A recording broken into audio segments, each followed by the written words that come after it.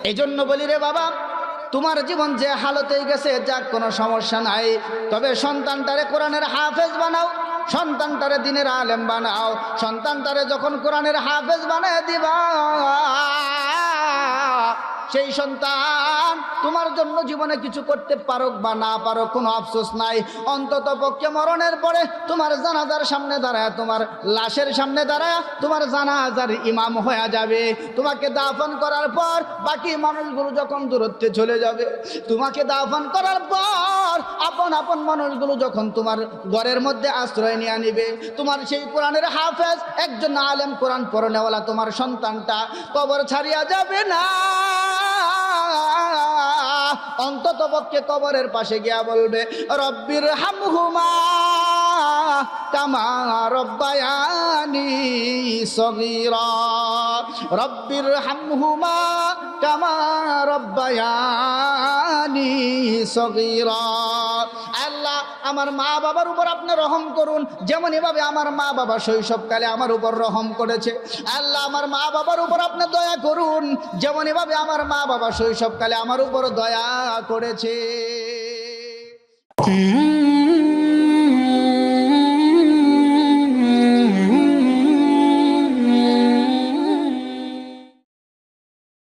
আল্লাহ রাব্বুল আলামিন কাল কিয়ামতের ময়দানে বলবেন, পড়তে থাকো, তুমি পড়তে থাকো, আর তোমার মঞ্জিলে মাকসাদে পৌঁছতে থাকো। যত তালার প্রয়োজন তত তালা তুমি পড়তে থাকো। বিল্ডিং নির্মাণ হইতে থাকবে, তুমি সেখানে প্রবেশ করো। যত পড়বা, তত তেলাওয়াত করবা, তত জায়গায় তোমার আসন, তোমার মর্যাদা বৃদ্ধি পাইতে থাকবে।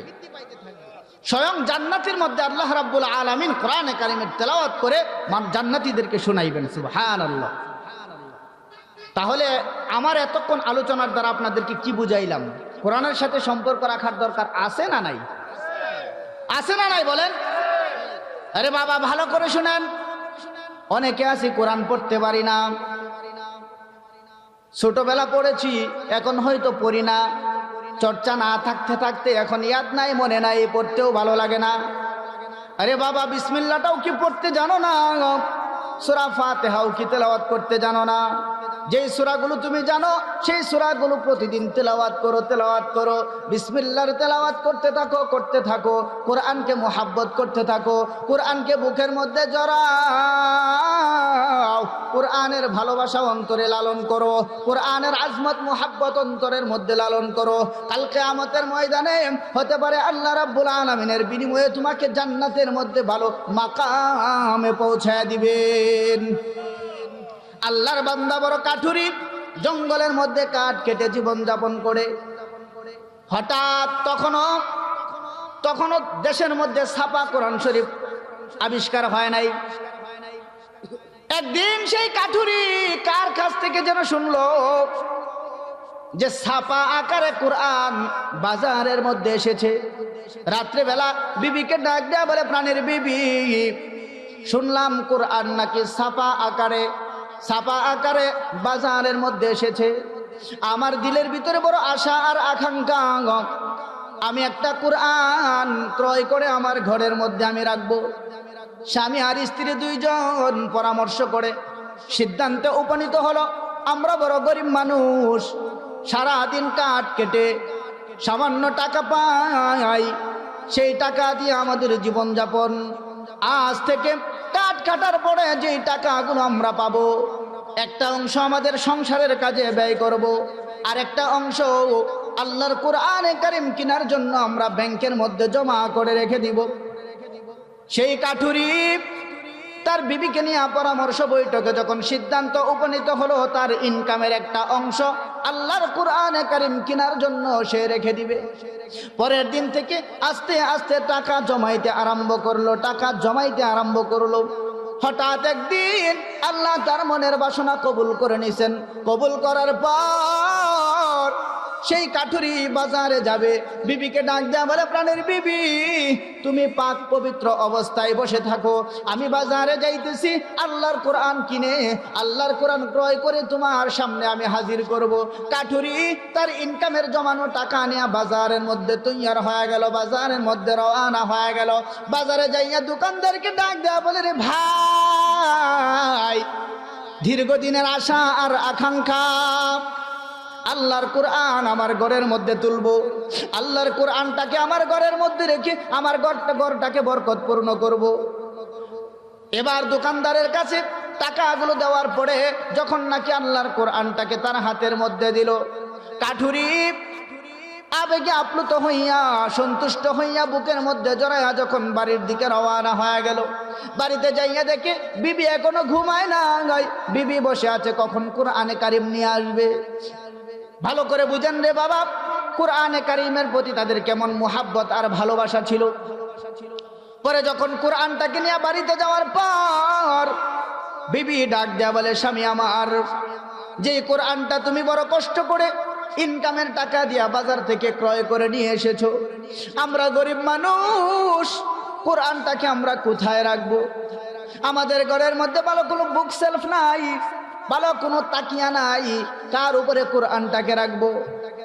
বিবি ডাক দেয়া বলে, স্বামী আমার, রাত্রিবেলা আপনি যখন ঘুমায়া যাবেন কোরআনটাকে আমার কাছে দিবেন, আমি মাথায় করে বসে থাকবো। স্বামী ডাক দেয়া বলে, বিবি, অর্ধরাত্রি আমি ঘুমাবো, তুমি মাথায় করে বসে থাকবা, আর যখন তুমি ঘুমাইবা তখন অর্ধরাত্রি আমি মাথায় নিয়ে বসে থাকবো। এভাবে তাদের জীবনযাপন চলতে লাগলো। দীর্ঘদিন হয়ে গেল, তারা এই রুটিন অনুযায়ী তারা জীবনযাপন করতে লাগলো। একজনে মাথায় বহন করে আরেকজন ঘুমায়, আরেকজন মাথায় বহন করে আরেকজন ঘুমায়। কারণ আল্লাহর কোরআন এটা কোথায় রাখবো? এটা তো সিনায় রাখার জায়গা, আমার ঘরের মধ্যে ভালো কোনো জায়গা নাই, কোথায় কোরআন রাখবো, কোথায় এই কোরআনের জায়গা দিব?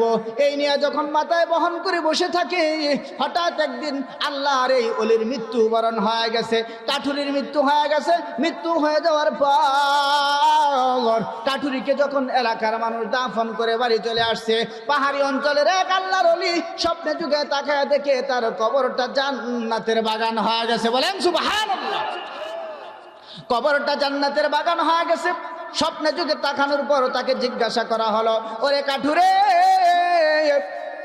তোমার কবরটা এত সুন্দর ফুল দিয়ে সাজানো, তোমার কবরটা এত জান্নাতের নাজ নিয়ামত দিয়ে ভরা, কি দুনিয়াতে কি আমল করেছিল যার দরুন তোমাকে এত শান শৌকত দেওয়া হয়েছে? কাঠুরে ডাক দেয়া বলে, আল্লাহর ওলি গো, আমার জিন্দেগিতে ভালো কোনো আমল নাই, আমার জীবনে ভালো কোনো আমল আমি করতে পারি নাই, তবে কোরআনের মুহাব্বত আমার অন্তরের মধ্যে ছিল। দুনিয়াতে থাকা অবস্থায় আল্লাহর কোরআন আমি বড় আজমত আর মুহাব্বতে আমার ঘরের মধ্যে জায়গা দিয়েছিলাম। সেই কোরআনটাকে আমার ঘরের মধ্যে রেখেছিলাম। কোনোদিন আমি কোরআনের সাথে বেয়াদবি করি নাই, কোরআনটাকে আমার পায়ের কিনারায় রাখি নাই। যদি আল্লাহ বেজার হয়ে যায়, কোরআনটাকে আমি নিচে রাখি নাই, বেয়াদবি হয়ে যাবে। কোরআনটাকে আমি কোনো সাইডে রাখি নাই, যদি বেয়াদবি হয়ে যায়। এজন্য কোরআনটাকে আমি আমার মাথায় বহন করে রেখেছিলাম। আমার কাছে মনে হয় দুনিয়াতে সামান্য আমলের কারণে আল্লাহ রাব্বুল আলামিন আমার কবরটাকে জান্নাতের টুকরা বানায় দিয়েছেন। এই হলো কোরআনের বরকত। এটা কি কোরআনের বরকত?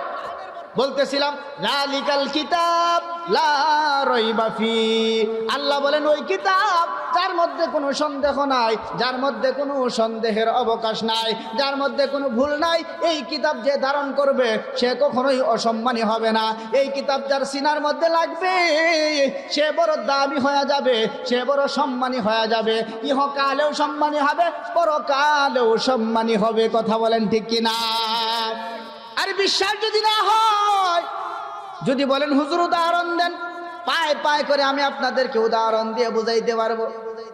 কিছুদিন আগেও পত্রিকার মধ্যে দেখলাম একজন যুবক চাকরির অভাবে মা বাবার কথার কারণে আত্মহত্যা করে দুনিয়া থেকে বিদায় হয়ে গেছে। আজও পর্যন্ত দেখাইতে পারবেন না একজন কোরআনের হাফেজ বেকার, চাকরি নাই, চাকরির অভাবে না খাইয়া মরে গেছে, আত্মহত্যা করেছে। কোন কোরআনের হাফেজকে দেখাইতে পারবেন না। কারণ একজন কোরআনের হাফেজ যে নাকি সহিভাবে কোরআন তেলাওয়াত করতে পারে, আল্লাহ রাব্বুল আলামিন তাকে রিজিকের অভাবে মারেন না, রিজিকের অভাবে মারেন না, বরং সহিভাবে যে কোরআন তেলাওয়াত করতে পারে, কোন মসজিদে মুয়াজ্জিনি করে হলেও তার জীবন চলে, মুয়াজ্জিনি করে হলেও তার জীবন যাপন হয়। এরপরেও আল্লাহ তাকে না খাওয়াইয়া, অপদস্থ করিয়া, লাঞ্ছিত করিয়া দুনিয়াতে মানুষের সামনে তাকে বেইজ্জতি করে না। একজন কোরআনের হাফেজের কিতাব এই সমাজের মধ্যে কোরআনের হাফেজরা বড় অবহেলিত। মানুষ তাদেরকে মূল্য দিতে চায় না, মানুষ তাদেরকে বেতন দেয় কম, কিন্তু এরপরেও তাদের সংসার বড় সুখের সংসার। এরপরেও তাদের সংসার আসমানের চাঁদের চাইতেও সুন্দর সংসার। তারা দুনিয়ার মধ্যে জীবন যাপন করে, স্ত্রীকে নিয়ে সুন্দরভাবে সংসার করে। এমন উদাহরণ নজির আমাদের কাছে অনেক অনেক আছে। যদি বলবেন হুজুর কিভাবে, আমি আপনাদেরকে বোঝানোর জন্য একটা উদাহরণ দেই। আল্লাহ আরেক বান্দা বেতন পাই 1 লক্ষ টাকা। কয় লক্ষ? 1 লক্ষ টাকা বেতন পাওয়ার পর ঈদ আসছে। ঈদ আসার পর বিবি বায়না করে বসে আছে, স্বামী গো, পাশের ফ্ল্যাটের ভাবি 30,000 টাকার দামের স্বামী কিনছে, শাড়ি কিনছে, 30,000 টাকা দামের শাড়ি কিনছে। তুমি যদি আমাকে 30,000 টাকা দামের শাড়ি কিনে না দেও, তাদের সামনে আমার ইজ্জত থাকেনি। তুমি 1 লক্ষ টাকা বেতন পাও, যদি আমারে 30,000 টাকা দামের মার্কেট করে দিতে না পারো, মানুষের সামনে আমার ইজ্জত থাকবো নি। এই এমন হয় না সমাজে? এমন ঘটনা আপনারা শোনেন না? যে মানুষটা 1 লক্ষ টাকা বেতন পাইয়া 30,000 টাকা শুধু শাড়ির পিছনে ব্যয় করে, আরো বাকি বাজার সদাই আসেনি। সব বাজার সদাই করার পর 1 লক্ষ টাকা বেতন পাওয়ার পর বিবির পিছনে 50,000 টাকা ব্যয় করে যখন বাড়ি ফিরে, মা বাবা ভাই বোন আত্মীয় স্বজন সবকিছু কেনাকাটার পরে দেখে নিজের পকেট শূন্য, 4 আনা টাকা আর তার হাতের মধ্যে থাকে না। পক্ষান্তরে একজন কোরআনের হাফেজ সারা বছর যেমন তেমন ইনকাম করুক না কেন, রমজান মাসে যখন কোরআনে কারিমের তেলাওয়াত দিয়া আল্লাহর বান্দা কোরআন রমজান মাসে যখন কোরআন দিয়া খতমে তারাবি পড়ায়, অথবা তারাবির হাদিয়া পাওয়ার পর 12 মাসের 11 মাসের তুলনায় রমজান মাসে ইনকামটা একটু বেশি হয়ে থাকে। রমজান মাসে ইনকামটা পাইয়া চাঁদের রাত্রিতে বাড়িতে টেলিফোন করে, ও মা, ঈদের বাজার করবা না? আমি কিন্তু বাড়ি আসতেছি। মা ডাক দেয়া বলে, রে বাবা, আমার বাজারের প্রয়োজন নাই, তুমি তাড়াতাড়ি বাড়ি ফিরে আসো, এতে আমি সন্তুষ্ট। কোরআনের হাফেজ ডাক দেয়া বলে, ও আম্মা জান, বলেন আপনার জন্য কি কিনতে হবে? মায় বলে, বাবা, তোমার কাছে আমি শাড়ি চাই না, গয়না চাই না, মার্কেট করতে হবে না, তুমি যদি ঈদের মধ্যে তাড়াতাড়ি বাড়ি ফিরে আসো, এতে আমি সন্তুষ্ট। বাবাকে টেলিফোন দেয়া বলে, রে বাবা, আপনার জন্য কি কিনতে হবে? বাবা বলে, আমার জন্য কোনো কিছুই কিনতে হবে না, বাবা তুমি তাড়াতাড়ি বাড়ি ফিরে আসো। স্ত্রীকে ডাক দেয়া বলে, তোমার জন্য কি কিনতে হবে? স্ত্রীও কোনো কিছু বায়না ধরে না, বায়না ধরে না। যখন নাকি কোরআনের হাফেজ রমজানের তারাবির হাদিয়া পাইয়া মায়ের জন্য শাড়ি, স্ত্রীর জন্য শাড়ি, সন্তানের জন্য জামা কাপড়, বাবার জন্য জামা কাপড় নিয়ে যখন বাড়িতে হাজির হয়, বাবার সামনে যখন ভালোবাসার নজরানা পেশ করে, বাবার সামনে যখন পাঞ্জাবিটা দেয়া দেয়, বাবা ডাক দেয়া বলে, রে বাবা, আমার জন্য পাঞ্জাবি কেনার কি দরকার ছিল? আমার তো এখনো পাঞ্জাবি পরে আছে, নতুন পাঞ্জাবি রয়ে গেছে, আমার জন্য পাঞ্জাবি তুমি কেন কিনলা? মায়ের সামনে যখন ভালোবাসার নজরানা পেশ করে, মায়ের সামনে যখন তার সেই কিনা শাড়িটা দেয়া দেয়, মা ডাক দেয়া বলে, রে বাবা, আমার তো কোনো কিছু প্রয়োজন নাই, তুমি যে বাড়ি ফিরছো, তুমি যে বাড়িতে আসছো, এটাই আমার বড় সন্তুষ্টির কারণ। স্ত্রীর কাছে যখন যাইয়া বলে, প্রাণের বিবি, তোমার জন্য আমি তেমন কোনো কিছু কিনতে পারি নাই, সামান্য টাকা দিয়া তোমার জন্য যে আমি অল্প ভালোবাসার নজরানা সামান্য একটা জিনিস ক্রয় করেছি, একটা জামা কিনেছি, বিবির সামনে যখন দেয়, বিবি ডাক দেয়া বলে, প্রাণের বিবি, ও প্রাণের স্বামী গো, আপনার অর্থ সম্পদ দেখি আমি আপনাকে বিয়ে করি নাই, আপনার মন মানসিকতা দিয়ে আমি বিয়ে করেছি। আমি জানি আপনি গরিব মানুষ, আপনি কোরআনের হাফেজ, আপনি কোরআনের দ্বারক বাহক, সেই বিধায় আমি আপনাকে বিয়ে করেছি। আপনার কাছে আমি ভালো দামি দামি পোশাক পরবো, এই জন্য আমি আপনার কাছে বিয়ে বসি নাই। ও প্রাণের স্বামী গো, আজকে আপনি আমার কাছে এসেছেন, আমাকে যে গত বছর শাড়ি আপনি হাতিয়া দিয়েছিলেন, সেই শাড়িটাই তো এখনো আলমিরাতে তোলা আছে। এমন ভালোবাসার কথা যখন স্ত্রী তার স্বামীকে শোনায় দেয়, কোরআনের হাফেজকে শোনায় দেয়, তখন সেই কোরআনের হাফেজের অন্তরটা এত বেশি খুশি হয়ে যায়, মনে হয় যেন আসমানের চাঁদ, ঈদের চাঁদ আর আসমানের মধ্যে নাই, মনে হয় যেন ঈদের চাঁদ কোরআনের হাফেজের ঘরের মধ্যে উদিত হয়েছে। কথা বলেন ঠিক কিনা? আমি মনে করি এই যে এত সুন্দর সুখের সংসার, এটা মানুষের কোনো ব্যক্তিগত কামাই না। আজকে দেখবেন একজন কোরআনের হাফেজ যেখানেই যাবে মানুষ তাকেই তো সবার আগে সালাম দেয়। হুজুরেরা হেলিকপ্টার দিয়ে বিভিন্ন জায়গায় ওয়াজ করে, মানুষ তাদেরকে সম্মান করে, মানুষ তাদেরকে সম্মানের আসন দেয়। এটা তাদের বংশের কোনো মর্যাদা না, এটা তাদের ব্যক্তিগত কোনো কামাই না, এটা হলো তাদের সিনাই থাকা আল্লাহর কুরআনের মর্যাদা। এটা তাদের সিনাই থাকা আল্লাহর কুরআনের মর্যাদা। এই জন্য বলি রে বাবা, তোমার জীবন যে হালতেই গেছে যাক, কোনো সমস্যা নাই, তবে সন্তানটারে কোরআনের হাফেজ বানাও, সন্তানটারে দ্বীনের আলেম বানাও। সন্তানটারে যখন কোরআনের হাফেজ বানায় দিবা, সেই সন্তান তোমার জন্য জীবনে কিছু করতে পারুক বা না পারুক কোনো আফসোস নাই। অন্তত পক্ষে মরণের পরে তোমার জানাজার সামনে দাঁড়ায়, তোমার লাশের সামনে দাঁড়ায় তোমার জানাজার ইমাম হয়ে যাবে।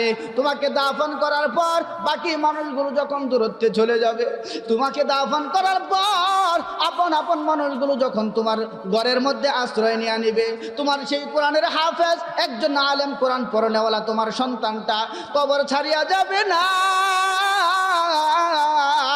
অন্তত পক্ষে কবরের পাশে গিয়া বলবে, রব্বির হামহুমা কামা রব্বায়ানি সগীরা, রব্বির হামহুমা কামা রব্বায়ানি সগীরা। আল্লাহ, আমার মা বাবার উপর আপনি রহম করুন, যেমন এভাবে আমার মা বাবা শৈশবকালে আমার উপর রহম করেছে। আল্লাহ, আমার মা বাবার উপর আপনি দয়া করুন, যেমন এভাবে আমার মা বাবা শৈশবকালে আমার উপর দয়া করেছে। এই জন্য বলি বাবা, একজন সন্তানের কোরআনের হাফেজ বানাও, একজন সন্তানের কোরআনের আলেম বানাও। যদি বলো হুজুর হাফেজ বানাইব না, আলেম বানাইব না, আপনার মতো হুজুর বানাইব না, আমি বলি না আপনার সন্তানের আমার মতো টুপি পরায় দেন, আমি বলি না আপনার সন্তানকে আমার মতো হুজুর বানায় নেন, দরকার নাই। অন্তত পক্ষে আপনার সন্তানটারে কোরআনটা শিক্ষা দেন। সন্তানটারে স্কুলে ভর্তি করলেন, বাংলা পড়াইলেন, আরবি পড়াইলেন, গণিত পড়াইলেন, ইংলিশ পড়াইলেন, ইংলিশের জন্য আলাদাভাবে একটা মাস্টার রাখলেন প্রাইভেট পড়ানোর জন্য। এত সময় পাওয়ার পর যখন কোরআনে কারিম শিখাইলা না, কালকে কিয়ামতের ময়দানে আল্লাহ রাব্বুল আলামিন যখন আদালতের কাঠগড়ায় দাঁড় করায় দিবেন, আদালতের কাঠগড়ায় দাঁড় করানোর পর যখন সন্তানটারে জিজ্ঞাসা করবে, রে সন্তান, তুমি দুনিয়াতে কেন কোরআন পড়ো নাই, দুনিয়াতে কেন কোরআনের উপর আমল করো নাই, সন্তানটা ডাক দেয়া বলবেন, আল্লাহ, দুনিয়াতে আমার যখন আমি শৈশবে ছিলাম আমার বুঝ শক্তি ছিল না, আমার জাহান জাকাত ছিল না, আমার মা বাবা আমারে কোরআন পড়াই নাই, আমার মা বাবা আমাকে নামাজ শিক্ষা দেয় নাই, আমার মা বাবা আমাকে মাদ্রাসায় দেয় নাই, আমার মা বাবা আমাকে রোজা রাখতে দেয় নাই, আমি নামাজ পড়তে চেয়েছিলাম, পর্দা করতে চেয়েছিলাম, আল্লাহ আমার মা বাবার কারণে দুনিয়াতে আমি এই ইবাদতগুলো করতে পারি নাই। আল্লাহ, আজকে তো তুমি আমাকে জাহান্নামেই দিবা, আমার মা বাবাকে আমার সামনে নিয়ে আসো, আমি আমার মা বাবার বুকের উপর পাড়া দিয়া জাহান্নামে যাব। আরে বাবা, যেই সন্তানের জন্য দুনিয়াতে সকালবেলা বের হইয়া সন্ধ্যা পর্যন্ত কাক ডাকা বুড়ে বের হইয়া যাও, সন্ধ্যা পর্যন্ত কষ্ট করে কামাই করে সন্তানের স্বাচ্ছন্দ্যময় জীবনের জন্য কষ্ট করে সন্তানের জন্য সম্পদ রেখে যাইতেছো, সেই সন্তান যদি কাল হাসরের ময়দানে তোমার কাল হইয়া দাঁড়ায় যায়, সেই সন্তান যদি কাল কিয়ামতের দিন তোমার জাহান্নামের কারণ হইয়া যায়, তাহলে এই সন্তান দিয়া কি লাভ? একটু আওয়াজ দিয়া বলো। কিছুই লাভ নাই। এই জন্য এমন একজন সন্তান দুনিয়াতে রেখে যাও, যেই সন্তান তোমার জন্য জীবনে কিছু পারুক বা না পারুক, মরণের পরে সন্তানটা কবরের সামনে দাঁড়ায় তোমার জন্য দোয়া করবে। আল্লাহর নবী বলেন, পৃথিবীর মানুষ যখন দোয়া করে আল্লাহ চাইলে কবুল করতেও পারেন, নাও করতে পারেন, কিন্তু সন্তান যখন মা বাবার জন্য দোয়া করে আল্লাহ রাব্বুল আলামিনের কুদরতি অন্তরে মারিয়া যায়, আল্লাহ রাব্বুল আলামিন সেই দোয়াকে আটকাইয়া না রাখিয়া সরাসরি আসমানের মধ্যে সেই দোয়াকে তুলিয়া সেই দোয়া কবুল করে মা বাবার কবরকে জান্নাতের বাগান বানায় দেয়। কোরআনওয়ালা বানাও। ও পর্দার আড়ালের মা, মাইকের আওয়াজ যদি শুনিয়া থাকো, তোমাদেরকে একটা পরামর্শ দেই, সকালবেলা ফজরের নামাজ পড়িয়া অন্তত পক্ষে সূরা ইয়াসিনের তেলাওয়াত করো। যেই ঘরের মধ্যে সূরা ইয়াসিনের তেলাওয়াত হবে সেই ঘরের মধ্যে কোনো অভাব আসবে না। যেই ঘরের মধ্যে ঋণগ্রস্ত আছে, সকালবেলা সূরা ইয়াসিনের তেলাওয়াত করো, ঋণের অভাব থাকবে না। যেই ঘরের মধ্যে দুশ্চিন্তা, যেই ঘরের মধ্যে শয়তানের বদনজর, সকালবেলা সূরা ইয়াসিনের তেলাওয়াত লাগাও, ঘরের মধ্যে অশান্তি থাকবে না, ঘরের মধ্যে বদনজর থাকবে না, শয়তানের আসর থাকবে না, অভাব থাকবে না, ঋণ থাকবে না। আবার সন্ধ্যাবেলা মাগরিবের নামাজ পড়িয়া ও পর্দার আড়ালের মা কোরআনটাকে বুকে নাও, সূরা ওয়াকিয়ার তেলাওয়াত লাগায় দাও, ওয়াকিয়ার তেলাওয়াত লাগায় দাও। তোমার স্বামীর সংসারে বরকত হয়ে যাবে, তোমার স্বামীর কামাই রুজিতে বরকত হয়ে যাবে। এভাবে যদি কোরআনে কারিমের তেলাওয়াত সকাল সন্ধ্যায় পড়তে থাকো, পড়তে থাকো, পড়তে থাকো, তোমার সন্তান কোরআনওয়ালা হয়ে যাবে। মা যখন আদর্শবান হবে, সন্তান আদর্শবান হয়ে যাবে। মা যখন কোরআনওয়ালা হবে, সন্তান কোরআনওয়ালা হবে। সন্তান যখন কোরআনওয়ালা হবে, সংসারটা কোরআনওয়ালা হয়ে যাবে। সংসার যখন কোরআনওয়ালা হয়ে যাবে, সমাজটা ফুলের মতো সুবাসিত হয়ে যাবে। এই জন্য সন্তানের কোরআন শিক্ষা দেওয়ার দরকার আছে না নাই? সন্তানের কোরআন শিক্ষা দেওয়ার প্রয়োজন আছে, প্রয়োজন আছে বাবা। বলতে গেলে অনেক কথাই বলতে হয়। একজন বাদশাহ ছিলেন ভারতবর্ষের, সুলতান মাহমুদ গজনবী রহমতুল্লাহ আলাই। সুলতান মাহমুদ গজনবী রহমতুল্লাহ আলাই সফরে বের হইলেন। সফরে বের হওয়ার পর পথের মধ্যে যখন রাত্র গভীর হয়ে গেল, বিশ্রামের প্রয়োজন পড়েছে, তখন তিনাকে একটা গড়ের মধ্যে বিশ্রামের ব্যবস্থা করলেন। যেই গড়ের মধ্যে শুধুমাত্র একটা শোয়ার বিছানা ছিল, আর কোনো কিছুই ছিল না। তবে গড়ের মধ্যে পুরানো কাপড় দিয়া একটা কোরআন রাখা আছে। সুলতান মাহমুদ গজনবী রহমতুল্লাহ আলাই চিন্তা করতে লাগলেন, আমি এত দামি বিছানার মধ্যে শুইব, এত আরামের ঘুম আমি ঘুমাইব, কিন্তু আল্লাহর কোরআন তো দেখি গড়ের মধ্যে নোংরা অবস্থায় পড়ে আছে। আমাদের সমাজে এমনও পাবেন, ওই যে রমজান মাসে তেলাওয়াত করে কোরআন শরীফ রাখছিল, বাকি সারা বছর আর খুলে দেখে নাই। আছে না নাই? এমন ঘটনা অ্যাভেলেবেল আছে। রমজান মাসে কোরআন পড়ে যে কোরআন রাখছিল, সারা বছর সারা মাস আর কোরআন পড়ে নাই। কোরআনের উপরে মাকড়সা জাল বেঁধে রাখছে, কোরআনের উপরের মধ্যে মাকড়সা রাশ পড়ে আছে।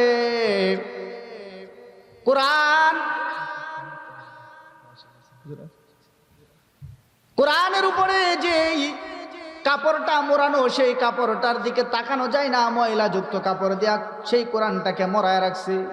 আরে বাবা, তোমার আমার শরীরের মধ্যে কত সুন্দর জামা, তোমার আমার শরীরের মধ্যে দামি দামি কাপড়, কিন্তু আল্লাহর কোরআন রাখছি একটা সামান্য ময়লা যুক্ত কাপড় দিয়ে ঘিরে রাখছি।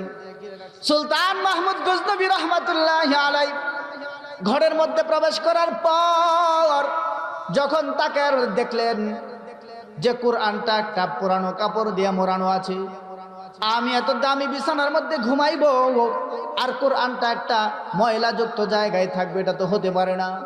সুলতান মাহমুদ গজনবী রহমতুল্লাহ আলাই রাত্রিবেলা না ঘুমাইয়া কোরআনটাকে পরিষ্কার করিয়া চিন্তা করলেন, আজ রাত্রিতে সেই কোরআন নিয়া ময়লাযুক্ত জায়গায় রাখি আমি ঘুমাইব না, কোরআনটাকে আমার সিনার মধ্যে ধারণ করে রাখবো।